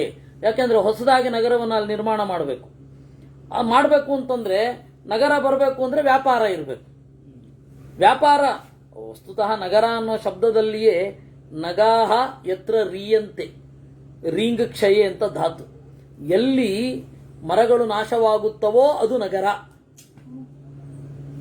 ನಗ ಅಂದ್ರೆ ಮರ, ನಗರ, ನಗರಿ ಅಂತ ಕೂಡ ಕರೀತಾರೆ. ಇರಲಿ, ಅಲ್ಲಿಗೆ ವ್ಯಾಪಾರ ಬೇಕು. ವ್ಯಾಪಾರ ಮಾಡಲಿಕ್ಕೆ, ವ್ಯಾಪಾರದ ಒಂದು ರೀತಿ ರಿವಾಜುಗಳಾಗಲಿಕ್ಕೆ ಅವ್ರದ್ದೊಂದು ಕಮಿಟಿ ಬೇಕು. ಯಾವ ರೀತಿ ಆ ವ್ಯಾಪಾರ ಹೇಗೆ ನಡಿಬೇಕು, ಯಾವ ಮರ್ಯಾದೆ ಇರಬೇಕು, ಯಾವಾಗ ಬೆಲೆ ಏರಿಸಬೇಕು, ಯಾವಾಗ ಬೆಲೆ ಇಳಿಸಬೇಕು, ಆಯ್ತಾ, ಯಾವ ಪರಿಸ್ಥಿತಿಯನ್ನು ನೋಡಬೇಕು, ಎಷ್ಟು ಟ್ಯಾಕ್ಸ್ ಕೊಡಬೇಕು, ಇವ್ರ ಜೊತೆಗೆ ಚರ್ಚೆ ಮಾಡಬೇಕು, ಇವುಗಳೆಲ್ಲ ಇದೆ. ಅದರಿಂದಾಗಿ ಏನಾಗತ್ತೆ, ಅಂತರಾಪಣ ವೀಚ್ಛಶ್ಚ, ಬೀದಿಗಳು ಅದೆಲ್ಲ ರೂಪುಗೊಳ್ಬೇಕು. ಅದಕ್ಕೆ ಅಯೋಧ್ಯೆಯಿಂದಲೇ ಒಂದು ಸೆಕ್ಟ್, ಒಂದಿಷ್ಟು ವ್ಯಾಪಾರಿಗಳು, ಎಲ್ಲಾ ತರಹದ ವ್ಯಾಪಾರಿಗಳನ್ನ ಒಳಗೊಂಡ ಒಂದು ಕಮಿಟಿ ಅಲ್ಲಿಗೆ ಹೋಗಬೇಕು. ನಾನಾ ಪಣ್ಯೋಪಶೋಭಿತಾ. ಆಮೇಲೆ ಅಲ್ಲಿ ಯಾವ್ಯಾವ ಪದಾರ್ಥಗಳು ಸಿಗತ್ತೋ ಅದನ್ನು ತಗೊಂಡು ಹೋಗಬೇಕು. ಅನುಗಚ್ಚಂತು ಕಾಕುತ್ಸ್ಥಂ ತಥೈವ ನಟ ನರ್ತಕಾ. ಒಂದು ದೇಶ ಆಗಬೇಕು ಅಂತಂದ್ರೆ ನಟರು ನರ್ತಕರು ಮುಖ್ಯವೇ ತಾನೆ. ಒಂದು ದೇಶದಲ್ಲಿ ಒಂದು ನೀತಿಯನ್ನ ಉಳಿಸ್ಬೇಕು ಅಂತ ಹೇಳಿದ್ರೆ ನರ್ತಕರು ಬೇಕು. ಅದು ಒಳ್ಳೆಯದನ್ನ ಇದು ಮಾಡಬೇಕು. ಈಗಿನ ತರದವರಲ್ಲ, ಇವಾಗಿನವ್ರು ಪರಮ ವಿವೇಕಿಗಳು. ಅವಾಗ ಏನಂತಂದ್ರೆ ಪ್ರಾಚೀನ ಭಾರತದಲ್ಲಿ ಮಹಾಭಾರತ ರಾಮಾಯಣಗಳು ಅಥವಾ ದೇವರ ಕಥೆಗಳನ್ನು ಒಳಗೊಂಡ ಒಂದು ರೂಪಕವನ್ನೇ ಆಡಬೇಕು. ಯಾಕೆಂದ್ರೆ ಭಾರತೀಯ ಜನ ಬಹಳ ಭಾವುಕ, ತನ್ನನ್ನ ನಟರಲ್ಲಿ ಕಂಡುಕೊಳ್ತಾನೆ. ಆ ನಟನು ಆದರ್ಶ ಪುರುಷನಾಗಿದ್ರೆ ಅವರನ್ನು ಅನುಸರಿಸ್ತಾರೆ ಅಲ್ವಾ. ನಟರು ಆದರ್ಶ ಪುರುಷರಾಗಿದ್ರೆ, ಆದರ್ಶವನ್ನು ತೋರಿಸಿದ್ರೆ ಅವ್ರನ್ನ ಅನುಸರಿಸೋರು ಬೇಕಾಷ್ಟು ಜನ ಇದ್ದಾರೆ. ನಟನೆ ನಾಯಕ ಕಳ್ಳ, ಸುಳ್ಳ, ಮೂರ್ಖ, ಮುಟ್ಟಾಳ, ಪೆದ್ದ ಇವರಾಗ್ಬಿಟ್ರೆ ನಾವು ಹಾಗಿದ್ರೆ ಸಾಕು ಅಂತ ಅನ್ಕೊಂಡ್ಬಿಡ್ತಾರೆ. ಇವಾಗ ಆಗಿರೋದು ಹಾಗೆ. ಅದರಿಂದ ಒಂದು ಸಂಸ್ಕೃತಿಯನ್ನು ರೂಪಿಸುವಲ್ಲಿ ನಟರು ನರ್ತಕರು ಬೇಕು, ಅವ್ರನ್ನು ಕರ್ಕೊಂಡು ಹೋಗುವಂತ ದೇವರು. ಎಷ್ಟು ಸಮಗ್ರತೆ, ಒಂದು ಹೋಲಿಸ್ಟಿಕ್ ಅಪ್ರೋಚ್ ಹೇಗಿರುತ್ತೆ ಅಂತ ಅನ್ಲಿಕ್ಕೆ. ತಥೈವ ನಟ ನರ್ತಕಾ ಹಿರಣ್ಯಸ್ಯ ಸುವರ್ಣಸ್ಯ ನಿಯತಂ ಪುರುಚರಚಭಾ. ಸರಿ, ಕರೆನ್ಸಿ ಬೇಡವೆ, ಅದಕ್ಕೆ ಬಂಗಾರ ಬೆಳ್ಳಿ ಮೊದಲಾದವುಗಳನ್ನು ತಗೊಂಡೋಗು. ಪರ್ಯಾಪ್ತ ಧನವಾಹನ ಬಲಂಚ ಸುಹೃತಂ ವೀರ ಹೃಷ್ಟಪುಷ್ಟಮನುದ್ಧತಂ ಸಂಭಾಷಾ ಸಂಪ್ರದಾನೇನ ರಂಜಯಸ್ವ ನರೋತ್ತಮ. ಆಮೇಲೆ ಸೈನ್ಯದ ಬಗ್ಗೆ ಎಚ್ಚರಿಕೆ ಇರಲಿ, ಅವರಿಗೆ ಪ್ರೋತ್ಸಾಹ ಕೊಡು, ಅವ್ರ ಜೊತೆ ಮಾತನಾಡ್ತಾ ಇರು, ಚೆನ್ನಾಗಿ ಸಂಬಳ ಕೊಡು. ಸುಭೃತ, ಭೃತಿ ಅಂದ್ರೆ ಸಂಬಳ, ಭೃತ್ಯ ಅಂದ್ರೆ ಸಂಬಳಕ್ಕೆ ಅರ್ಹರಾದವರು. ಅವರನ್ನ ಚೆನ್ನಾಗಿ ಮಾಡ್ತಾ ಕಾಲ ಕಾಲಕ್ಕೆ ಬೇಕಾದ ಇಂಕ್ರಿಮೆಂಟು ಇತ್ಯಾದಿಗಳನ್ನು ಕೊಡ್ತಾ. ನಶ್ಯರ್ಥಾಸ್ತತ್ರ ತಿಷ್ಠಂತಿ ನದಾರ ನಚ ಬಾಂಧವಾ ಸುಪ್ರೀತೋ ಭೃತ್ಯವರ್ಗಸ್ತು ಯತ್ರ ತಿಷ್ಠತಿ ರಾಘವ. ಎಲ್ಲಿ ಭೃತ್ಯರು ಸಂತೋಷದಿಂದ ಇರ್ತಾರೆ ಅಲ್ಲಿ ಹಣ ಇರುತ್ತೆ, ಅಲ್ಲಿ ಹೆಣ್ಣು ಇರುತ್ತೆ, ಬಾಂಧವರಿರ್ತಾರೆ. ಅಥೋ ಹೃಷ್ಟ ಜನಾಕೀರ್ಣೋ ಪ್ರಸ್ಥಾಪ್ಯ ಮಹತೀಂ ಚಮೂಂ. ಅದರಿಂದಾಗಿ ಮೊದಲು ಸೈನ್ಯವನ್ನು ಕಳುಹಿಸು. ಯಾಕೆ ಅಂದರೆ ದೊಡ್ಡ ಸೈನ್ಯದೊಂದಿಗೆ ಹೋಗ್ತಾ ಇರ್ತಿ ಅಂತ ಹೇಳಿದ್ರೆ ನಿನ್ನ ಗಮನ ಎಲ್ಲರ ಗಮನವನ್ನು ನೀನು ಸೆಳೆದಂತೆ. ಅದರಿಂದಾಗಿ ಅವರನ್ನು ಬೇರೆ ರೂಟಿಂದ ಕಳಿಸು. ನೀನೊಬ್ಬನೇ ಏಕಾಕಿಯಾಗಿ ಹೋಗು. ಏಕಾಕಿಯಾಗಿ ಅಲ್ಲಿ ಯುದ್ಧ ಮಾಡಿದ್ಮೇಲೆ ಅವರೆಲ್ಲ ಬರಲಿ. 1000 ಜನನ ಹಿಂದೆ ಹಾಕೊಂಡು ಹೋಗ್ಬೇಡ, 1000 ಜನರ ಮುಂದೆ ನಿಲ್ಲು. ಸಭೀಷ್ಮ ಸಗ್ರೀಷ್ಮ ಉಪಯ ನ ತಸ್ಯ ಮೃತ್ಯುರನ್ಯೋಸ್ತಿ ಕಶ್ಚಿದ್ಧಿ ಪುರುಚರಚಭಾಂ. ಹೋಗು, ಅವನನ್ನ ಯಾವಾಗ ಎದುರಿಸು ಅಂದ್ರೆ ಶಿವನ ಶೂಲ ಇಲ್ಲದಾಗ. ಆಯಿತು, ನಿನ್ನ ಸೈನಿಕರು ಮಹರ್ಷಿಗಳನ್ನು ನೋಡಿಕೊಂಡು ಹೋಗಲಿ ಅಂತ. ಯಥಾ ಗ್ರೀಷ್ಮಾವಚೇ ಚೇಣ ತರೇಯುರ್ಜಾಹ್ನವೀ ಜಲಂ. ಸೈನ್ಯ ಅನ್ನೋದು ಯಾಕೆ ಮುಂದೆ ಹೋಗಬೇಕು ಅಂದ್ರೆ ಈಗ ಗ್ರೀಷ್ಮ ಕಾಲ ಹತ್ರ ಬರ್ತಾ ಇದೆ, ನದಿಯ ಹರಿವು ಕಡಿಮೆ ಇರುತ್ತೆ. ನದಿಯ ಹರಿವು ಕಡಿಮೆ ಇರುತ್ತೆ, ಅದರಿಂದಾಗಿ ಕಾಲು ನಡೆಯಲ್ಲಿ ದಾಟ್ಲಿಕ್ಕಾಗ್ತದೆ, ನಿಶ್ಶಬ್ದವಾಗಿ ದಾಟ್ಲಿಕ್ಕಾಗ್ತದೆ. ಇಲ್ಲ ಅಂದ್ರೆ ದೋಣಿ ಮಾಡು, ಆಯ್ತಾ, ಆ ದೋಣಿಯನ್ನು ರೂಪಿಸಿಕೋ. ಇವುಗಳೆಲ್ಲ ಒಂದೊಂದೇ, ಅದಕ್ಕೆ ಶಿಲ್ಪಿಗಳನ್ನು ಹುಡುಕು, ಆಯ್ತಾ, ದಾಟಿಸ್ಬೇಕು. ಅದೆಲ್ಲ ಗೊತ್ತಾಗ್ತಾ ಹೋಗುತ್ತೆ. ಪ್ರಕೃತಿಯಲ್ಲಿ ಸಿಗುವ ಸಹಜ ಸೂಚನೆಗಳು, ಶಕುನ ಅಂದ್ರೇನು, ಪ್ರಕೃತಿಯಲ್ಲಿ ಸಿಗುವ ಸೂಚನೆಗಳು ಅಂತ, ಅದೆಲ್ಲ ಅವನು ಗೊತ್ತಾಗುತ್ತೆ. ಅದರಿಂದಾಗಿ ಈಗಲೇ ಹೋಗಲಿ. ಗ್ರೀಷ್ಮ ಋತು ಇದ್ದಾಗ ನದಿಯ ಹರಿವು ಕಡಿಮೆಯಾಗಿ ಅದು ಜೋರ್ ಪ್ರವಾಹ ಇರಲ್ಲ, ಆರಾಮವಾಗಿ ಆಚೆ ದಾಟ್ಕೊಂಡು ಹೊರಟೋಗ್ಬೋದು. ತತ್ರ ಸ್ಥಾಪ್ಯ ಬಲಂ ತರವಂ ನದಿ ತೀರೆ ತಮಾಹಿತಃ ಅಗ್ರತೋ ಧನುಷಾ ಗಚ್ಚತ್ವಂ ಲಘು ವಿಕ್ರಮ. ಅದರಿಂದಾಗಿ ಅವರನ್ನು ಕಳಿಸು. ನೀನು ಲಘು ವಿಕ್ರಮ, ಬೇಗ ಬೇಗ ಹೆಜ್ಜೆ ಇಟ್ಕೊಂಡು ಬೇಗ ಹೋಗ್ಬೋದು. ಯಾಕೆಂದ್ರೆ ಬಹಳ ಜನನ ಕಟ್ಕೊಂಡ್ರೆ ನಮ್ಗೆ ಗೊತ್ತಿಲ್ವೇ, ವಾಹನ ಜಾಸ್ತಿಯಾಗಿ ಚಲನೆ ನಿಧಾನ ಆಗಿಲ್ವೇ, ಹಾಗಾಗಿ ಬಿಡತ್ತೆ. ಅದರಿಂದ ನೀನು ಬೇರೆ ಕಡೆ ಹೋಗು. ಈ ರೀತಿ ಶತ್ರುಘ್ನ ರಾಮನಿಂದ ಬೇಕಾದ ಸಲಹೆ. ಎಷ್ಟು ಚಂದ ಇದೆ ಇದು. ಇದನ್ನ ಪಡೆದು ಹೊರಟ. ಆಮೇಲೆ ಏತೆ ಓ ಗಣಿತಾವಾತಾಹ ಯತ್ರ ಯತ್ರ ನಿವಸ್ಯತ ಸ್ಥಾತವ್ಯಂ ಚ ವಿರೋಧೇನ ಯಥಾ ಬಾಧಾನ ಕಸ್ಯಚಿತ್. ಆಮೇಲೆ ರಾಮ ಹೀಗಂದ, ಕೈ ಬೀಸಿ ಕರೆದ. ಎಲ್ಲ ಸೇನಾ ಮುಖ್ಯರು ಬಂದರು, ಬಾಗಿ ನಿಂತರು. ದೊರೆಗಳೇ, ಏನು ಹೇಳ್ತೀರಾ? ನೀವು ಎಲ್ಲಿ ಉಳ್ಕೊಳ್ಳೋದಾದ್ರೂ ಅಲ್ಲಿ ಅವರನ್ನು ವಿರೋಧಿಸಬೇಡಿ. ಲೋಕಲೈಟ್ಸ್ ಒಂದಿಗೆ ಸಂಧಾನ ಮಾಡಿಕೊಂಡು ಹೋಗಿ. ಯಾಕೆಂದ್ರೆ ನಿಮ್ಮಿಂದ ಕಾಟ ಆಯಿತು ಅಂತಂದ್ರೆ ಅವರು ನಿಮಗಿಂತ ಬಲಿಷ್ಠರು ಯಾರು ಅಂತ ಹೇಳಿ ಲವಣನಿಗೆ ಹೇಳ್ಬಿಡ್ತಾರೆ. ಯಾಕೆಂದ್ರೆ ಎಲ್ಲ ಕಡೆ ವಾರ್ ಕ್ರೈಮ್ ಹೆಂಗ್ ನಡೆಯೋದು ಹಾಗೆ ತಾನೆ.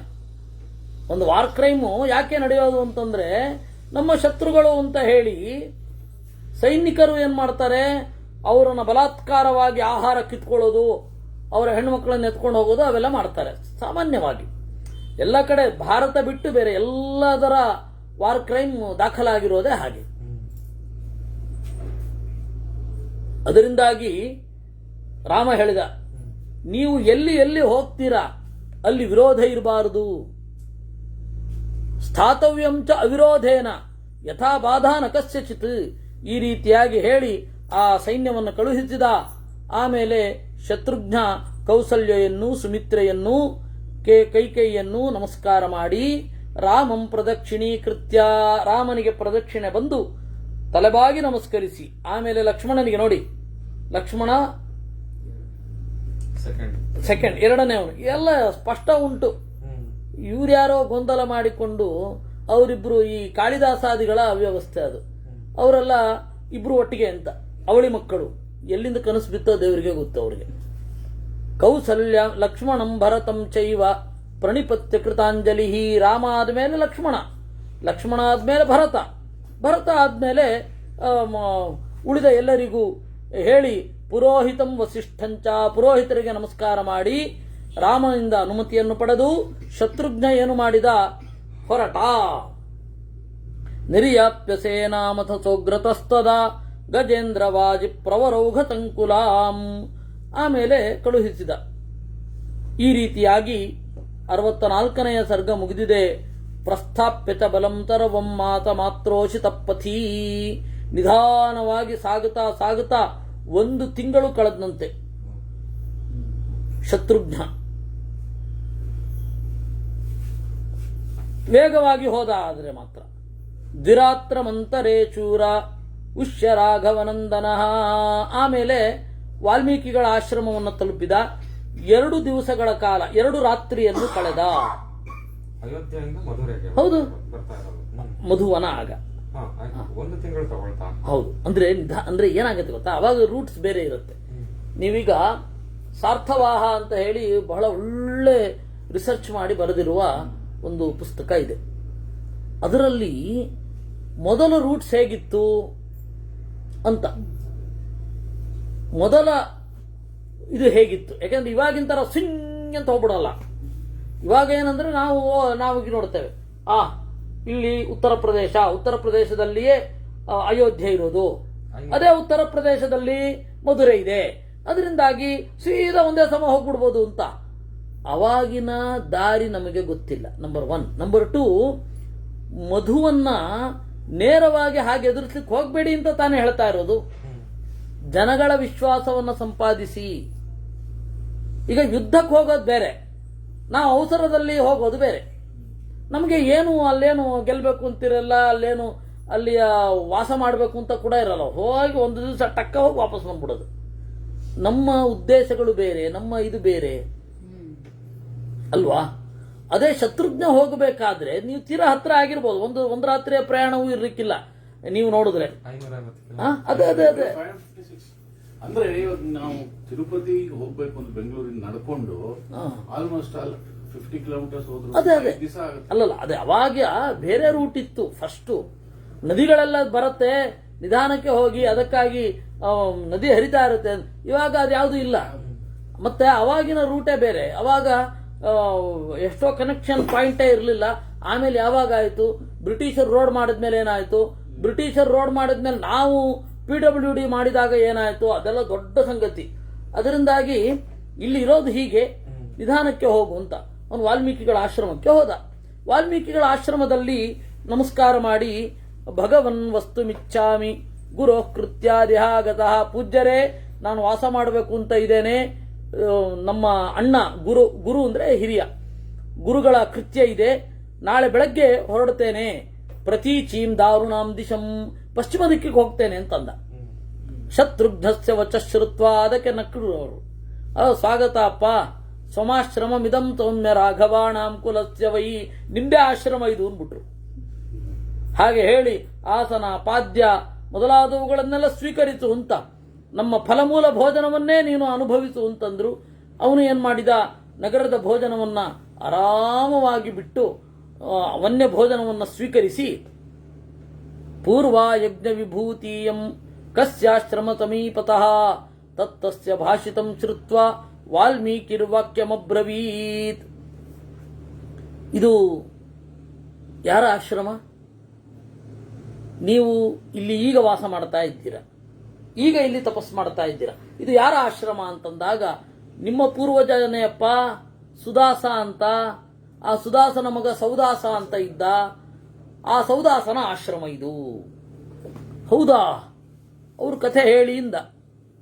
ಪುತ್ರೋ ಮಿತ್ರಸಹೋ ನಾಮ ವೀರ್ಯವಾನ್ ಅತಿ ಧಾರ್ಮಿಕ. ವೀರಸಹ ಅಥವಾ ಮಿತ್ರಸಹ ಎರಡೂ ಹೆಸರನ್ನು ಹೇಳ್ತಾರೆ. ವೀರರನ್ನ ಸಹಿಸುವವ, ಗೆಲ್ಲುವವ ಅಂತ. ಮಿತ್ರರನ್ನ ಸಹಿಸುವವ, ಕ್ಷಮಿಸುವವ ಅಂತ. ಆ ಮಿತ್ರ ಸಹ ಆದರೆ ಇವತ್ತು ಅವನು ಆ ಹೆಸರು ಹೇಳಿದ್ರೆ ಯಾರಿಗೂ ಗೊತ್ತೇ ಆಗಲ್ಲ. ಮಿತ್ರ ಸಹ ಅಂತಂದ್ರೇನೋ ವೀರ ಸಹ ಅಂದ್ರೇನೋ ಗೊತ್ತೇ ಆಗಲ್ಲ. ಅದು ಯಾಕೆ ಅಂತ ಮುಂದೆ ಬರುತ್ತೆ. ಅವನು ಬಾಲಕನಾಗಿರ್ಬೇಕಾದ್ರೇನೆ ಬೇಟೆಗೆ ಹೋಗ್ತಾ ಇದ್ದ. ಅವನು ಚಂಚೂರ್ಯಮಾಣಂ ದದೃಚೆ ಸಶೂರೋ ರಾಕ್ಷಸದ್ವಯಂ. ಅವನೇನು ಮಾಡಿದ, ಒಂದು ಬಾರಿ ಅವನು ಬೇಟೆಗೆ ಅಂತ ಹೋಗ್ತಾ ಇರುವಾಗ ಒಂದು 2 ಹುಲಿಗಳು ಓಡಾಡ್ತಾ ಇದ್ವು. ನೋಡಿದ, ಒಂದು ಹುಲಿಯನ್ನ ಕೊಂದ. ವಿನಿಪಾತ್ಯ ತಮೇಕಂತು ಸೌದಾತ ಪುರುಚರಚಭ ವಿಜ್ವರೋ ವಿಗತಾಮರಚೋ ಹತಂ ರಕ್ಷೋ ಹೃದೈಕ್ಷತ. ಅವರಿಬ್ಬರದೇ ತಪ್ಪು. ಹುಲಿ ವೇಷದಲ್ಲಿ ಯಾಕೆ ಓಡಾಡಬೇಕು?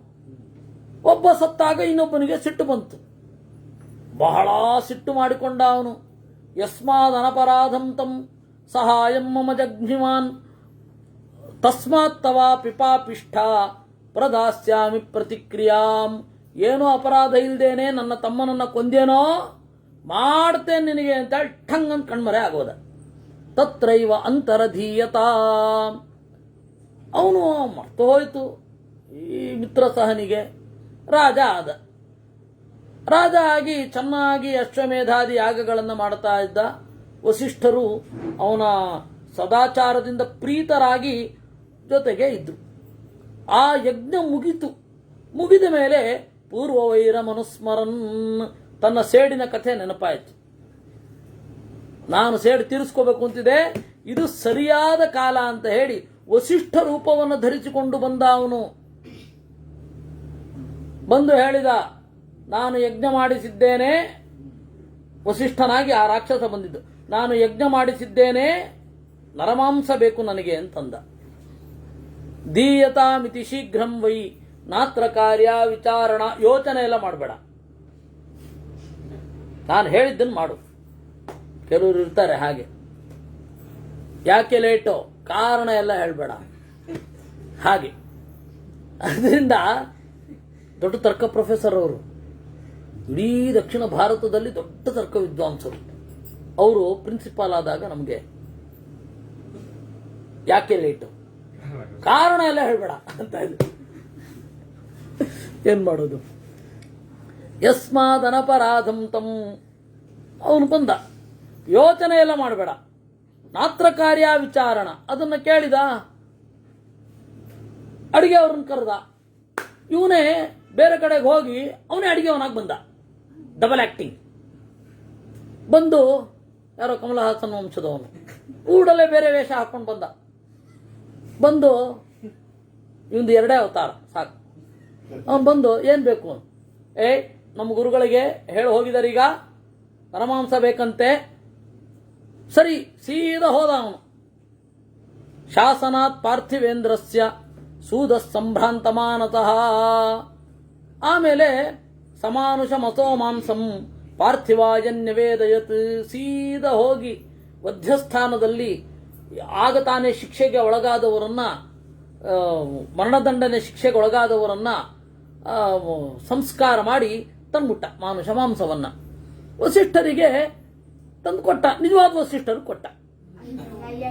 ಮದಯಂತ್ಯಾ ನರಶ್ರೇಷ್ಠ ಸಾಮಿಷಂ ರಾಕ್ಷಸಾಹೃತಂ. ಮದಯಂತಿ ಅಂತ ಅವಳ ಹೆಸರು. ಮದಯಂತಿ ಬಗ್ಗೆ ಸೀತೆ ಬಹಳ ನೆನಪಿಸ್ಕೋತಾಳೆ. ಆ ಮದಯಂತಿ ಅಂತ. ಇವ್ರಿಗೆ ನಿಜವಾದ ವಸಿಷ್ಠರಿಗೆ ಸಿಟ್ಟು ಬಂತು. ಕ್ರೋಧೇನ ಮಹತಾವಿಷ್ಟೋ ವ್ಯಾಹರ್ತಮುಪಚಕ್ರಮೇ. ಸಿಟ್ಟಿನಿಂದ ಮಾತನಾಡಿದ್ರು. ಏನೋ ಈ ತರಹದ ಭೋಜನವನ್ನೇನೋ ಕೊಡೋದು, ನೀನು ರಾಕ್ಷಸನಾಗಿ ಬಿಡು, ನರಮಾಂಸ ಭಕ್ಷಕನಾಗಿ ಚಾಪ ಕೊಟ್ಟರು.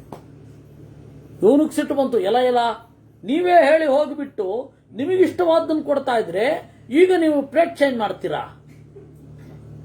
ಅವಾಗ ಹೇಳಿದ್ದೇನು, ಈಗ ಹೇಳ್ತಾ ಇರೋದೇನು ಅಂತ ಹೇಳಿ ತತಕ್ರೋಧಮಯಂ ತೋಯಂ ತೇಜೋ ಬಲತಮನ್ವಿತಂ. ಶಾಪ ಕೊಡಬೇಕು ಅಂತ ಹೋದ. ನೀರನ್ನು ಅಭಿಮಂತ್ರಿಸಿ ಯಾವುದಕ್ಕೆ ಬೇಕಾದರೂ ಅಭಿಮಂತ್ರಿಸಬಹುದು. ಆದರೆ ಕಮಂಡಲು ಇರೋದೇ ಶಾಪ ಕೊಡಲಿಕ್ಕೆ ಅಂತ ಮಾತ್ರ ಅನ್ಕೋಬೇಡಿ ಅಷ್ಟೆ. ಅದು ಆಚಮನ ಮಾಡಲಿಕ್ಕಿರುವಂಥದ್ದು. ಅಭಿಮಂತ್ರಣ ಮಾಡಿ ಹಾಕಲಿಕ್ಕೆ ಅಂತ ಹೋಗುವಾಗ ಅವಳು ಬಂದ್ಲು, ಮದಯಂತಿ ಬಂದು ತಡೆದಳು. ಒಂದು ಸ್ವಲ್ಪ ತಡೀರಿ, ಆ ತರಹ ಮಾಡಬೇಡಿ, ನಿಮ್ದೇ ಏನೋ ತಪ್ಪಿರುತ್ತೆ. ಸರಿ, ಮದಯಂತಿ ಹೇಳಿದ ಮೇಲೆ ಆ ನೀರನ್ನ ತನ್ನ ಕಾಲಿಗೆ ಹಾಕಿಕೊಂಡ, ಕಪ್ಪಾಗಿ ಹೋಯಿತು. ಅದಕ್ಕೆ ಕಲ್ಮಾಶಪಾದ ಅಂತ ಹೆಸರು. ಆಮೇಲೆ ವಸಿಷ್ಠರಿಗೆ ಹೇಳಿದ, ಅಲ್ಲ ನೀವೇ ಅಲ್ವಾ ಹೇಳಿದ್ದು, ನೀವೇ ತಾನೇ ಹೇಳಿದ್ದು ಮಾನುಷ ಮಾಂಸ ಕೊಡಬೇಕು ಅಂತ.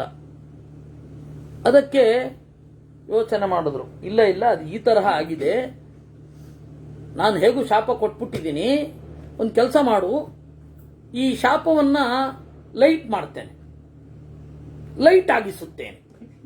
ಏನು ಲೈಟ್ ಆಗಿಸೋದು? ಕಾಲೋದ್ವಾದ ಚವರ್ಚಾಣಿ ಶಾಪಸ್ಯಾಂತೋ ಭವಿಷ್ಯತಿ ಮತ್ಪ್ರಸಾದಾಚ್ಚ ರಾಜೇಂದ್ರ ಅತೀತಂ ನ ಸ್ಮರಿಷ್ಯಸಿ. 12 ವರ್ಷಗಳ ಕಾಲ ರಾತ್ರಿ ರಾಕ್ಷಸನಾಗಿ ತಿರುಗಾಡ್ತಾ ಇರ್ತ್ಯ, ಬೆಳಗ್ಗೆ ಮನುಷ್ಯನಾಗಿ ಇಲ್ಲಿ ಓಡಾಡ್ತಾ ಇರ್ತ್ಯ. ಬೆಳಗ್ಗೆ ರಾಜ್ಯಭಾರ ಮಾಡೋದು, ರಾತ್ರಿ ತಿನ್ನೋದು. ಹೀಗೆ ಪ್ರತಿಲೇಭೆ ಪುನಃ ರಾಜ್ಯಂ ಪ್ರಜಾಶ್ಚೈವಾನ್ವಪಾಲಯತ್. ಆಮೇಲೆ ಬೆಳಗ್ಗೆ ರಾಜ್ಯಭಾರ ಮಾಡೋದು, ರಾತ್ರಿ ಕಾಡಲ್ಲಿ ತಿರುಗ್ತಾ ಇರೋದು. ಈ ತರಹ ಡ್ಯುಯಲ್ ರೋಲ್ ಎರಡೂ ತರಹ ಮಾಡ್ಲಿಕ್ಕೆ ಶುರು ಮಾಡಿದ. ಇದೇ ರೀತಿ ವಿಬುಧ ಪ್ರಿಯರು ಮಾಡಿದ್ರು. ವಿಬುಧ ಪ್ರಿಯರು ಅದುಮಾರು ಸ್ವಾಮಿಗಳು, ಅವ್ರಿಗೇನೋ ಒಂದು ಭೀಕರವಾದ ಯೋಗ ಇತ್ತು. ಜ್ಯೋತಿಷ್ಕರು ಹೋಗಿ ಹೇಳಿದ್ರಂತೆ, ನಿಮಗೆ ಭೀಕರವಾದ ಯೋಗ ಇದೆ ಅಂತ. ಅದಕ್ಕೆ ಏನು ಜೈಲಾಗತ್ತೆ, ಜೈಲಲ್ಲಿ ಏನ್ ಮಾಡಿಸ್ತಾರೆ ಅಂತ ಕೇಳಿದ್ರಂತೆ. ಸಶ್ರಮ ಕಠಿಣ ಕಾರಾಗೃಹ ಶಿಕ್ಷೆ ಅಂತ ಹೇಳಿದಾಗ ಏನ್ ಮಾಡಬೇಕು, ಅಲ್ಲಿ ಮಣ್ಣು ಹೊರಿಸ್ತಾರೆ ಅಂತ. ಹೌದೇನು ಅಂತ ಹೇಳಿ ಪ್ರತಿ ದಿವಸ ರಾತ್ರಿ ಪೂಜೆ ಮುಗಿಸೋದು, ಹೋಗೋದು ಸಮುದ್ರ ತೀರಕ್ಕೆ, ಒಂದು ಹೆಡಿಗೆ ಮಣ್ಣನ್ನ ಹೊತ್ತು ಈಚೆಯಿಂದ ಆಚೆ ಹಾಕ್ತಾ ಇರೋದು. ರಾತ್ರಿ ಎಷ್ಟೊತ್ತಾಗತ್ತೋ ಅಷ್ಟೊತ್ತು ಎಲ್ಲ ಬೇಡಿ ಗೀಡಿ ಎಲ್ಲ ತೊಡಸಿಕೊಂಡು ಖೈದಿ ನಂಬರ್ ಆ ತರಹ ಹಾಗೆ ಪರಿಹಾರ ಮಾಡಿಕೊಂಡ್ರು ಅಂತ ಹೇಳ್ತಾರೆ. ಆ ತರಹ ಕಲ್ಮಾಚಪಾದ ಇವ್ರ ಪೂರ್ವಜ. ಇವರು ಅಷ್ಟೇ, ಬೆಳಗ್ಗೆಲ್ಲ ರಾಜ್ಯಭಾರ ಮಾಡೋದು, ರಾತ್ರಿ ಕಾಡಿನಲ್ಲಿ ತಿರುಗಾಡೋದು. ಈ ತರಹ ಆಗ್ತಾ ಇತ್ತು. ಯಜ್ಞಸ್ಯಾಯತನಂ ಶುಭಂ ಆಶ್ರಮಸ್ಯ ಸಮೀಪೇಸ್ಮಿನ್ ಯನ್ಮಾಂ ಪೃಚ್ಛಸಿ ರಾಘವ. ಆ ಕಲ್ಮಾಚಪಾದನ ಆಶ್ರಮ ಇದು, ಅವನು ತಪಸ್ಸು ಮಾಡಿದ್ದು. ಇಷ್ಟೇ ಕಥೆ ಹೇಳ್ಬಿಡ್ತಾರೆ. ಇದರದ್ದು ನಿಮಗೆ ಇದರ ಪೂರ್ವ ಉತ್ತರ ಆಚೆ ಈಚೆ ಮೇಲೆ ಕೆಳಗೆ ಎಲ್ಲ ನಿಮಗೆ ಮಹಾಭಾರತದಲ್ಲಿ ಮತ್ತೆ ಭಾಗವತದಲ್ಲಿ ನೀವು ನೋಡಬೇಕು. ಅವನ ಆಶ್ರಮ ಇದು, ಆ ಆಶ್ರಮದಲ್ಲಿ ನಾನು ತಪಸ್ಸು ಮಾಡ್ತಾ ಇದ್ದೇನೆ ಅಂತ ವಾಲ್ಮೀಕಿಗಳು ಹೇಳಿದರು ಅನ್ನುವಲ್ಲಿಗೆ 65ನೆಯ ಸರ್ಗ ಮುಗಿದಿದೆ. ಉಳಿದದ್ದನ್ನು ನಾಳೆ ನೋಡೋಣ. ಕೃಷ್ಣಾರ್ಪಣಮಸ್ತು.